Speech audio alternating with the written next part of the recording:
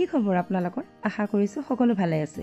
আজি আকৌ এটা নতুন ভিডিঅ'ৰ সৈতে আগবাঢ়ি আহিছো আপোনালোকৰ ওচৰলৈ আজি ভিডিঅ'টো হৈছে আমাৰ টোপনি সমস্যাৰ ওপৰত টোপনি সমস্যা থাকিলে আমি কিছুমান প্ৰণায়াম আৰু দুটামান আসনৰ জৰিয়তে ইয়াৰ পৰা পৰিত্ৰাণ পাব পাৰো তে প্ৰথম হৈছে প্ৰণায়ামটো হৈছে ওম প্ৰণায়ামটো আমি যদি দীঘলকৈ উশাহ লৈ ইনহেল আৰু এক্সহেল কৰি ওম প্ৰণায়ামটো কন্টিনিউয়াছলি 20 টাইমছ বা 10 ৰাউণ্ডছ আমি কৰিব পাৰো তে আমাৰ দেহ আৰু মন সকলোবিলাক শীতল হৈ পৰে ইয়াৰে নেক্সট প্ৰণায়ামটো হৈছে আপোনাৰ ভ্ৰামৰী প্ৰণায়াম কৰিবৰ কাৰণে আমাৰ দুইখন হাতৰ আঙুলিকেইটা সন্মুখনি মুদ্ৰাত ৰাখি ল'ম এতিয়া ভিতৰৰ পৰা ইনহেল কৰিম আৰু এক্সহেল কৰোঁতে আমি ভুমুৰাৰ নিচিনাকৈ মুখৰ ভিতৰত শব্দ উলিয়াব চেষ্টা কৰিম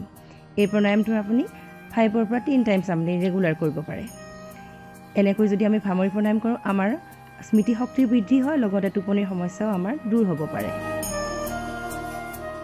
ইয়াৰে নেক্সট প্ৰণায়ামটো হৈছে আপোনাৰ বালাসন কৰিবৰ কাৰণে আমি দুইখন ভৰিত বজ্ৰাসনত লৈ ল'ম দুইখন ভৰিৰ ওপৰত আমি বহি ল'ম এতিয়া দুইখন হাত ওপৰত ৰাখিম ইনহেল কৰিম আৰু এক্সহেল কৰি পেলাই চেষ্ট ডাউন কৰিম হেডটো আনি মেটত টাচ কৰিব ট্ৰাই কৰিম এনেকৈ আকৌ again inhale then exhale front inhale exhale front এই বালাসনো আমি 5 to 10 ৰাউণ্ডছ ৰেগুলাৰ কৰিব পাৰোঁ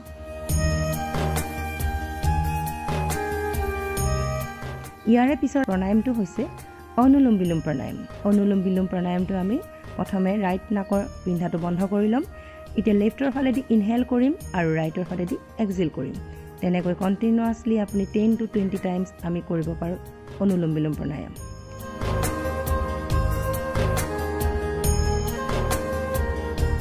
ইয়াৰে নেক্সট আসন হৈছে